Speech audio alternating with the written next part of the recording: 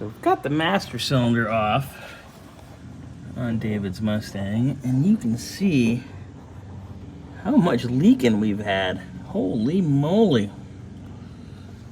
Wow. Let's go look at the back side of the... Ew. Yeah, that's definitely been leaking. Look at that.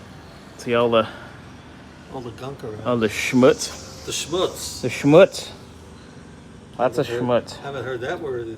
All right, so we got our booster all disassembled under the dash.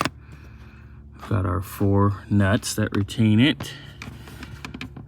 Brake light switch, common Ford brake light switch.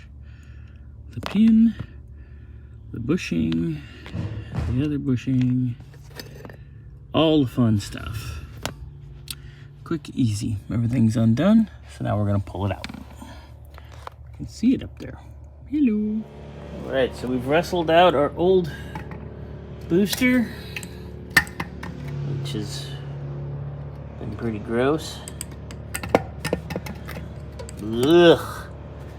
All right, now we get to fight in the new one. These things are such a pain in the ass. But it's going in. All right, so we got the new booster started. One thing you have to do to help get it in is right there in that slot. See that bolt hole? There's a 10mm bolt right there. You need to undo that bolt, and you can pull the pedal assembly around, and it really aids in getting the studs back through the firewall. And then once you get them through and started, you set everything, start them up, tighten them down, put your bolt back in up there. Done deal. All right, we've got our new master into our new booster. Gonna bleed the master now. Just gonna be slowly pumping the pedal. Get this baby all ready to roll. We gotta make us a new hose for the check valve too. Because of course, the one that comes with is shorter than the one that was on there.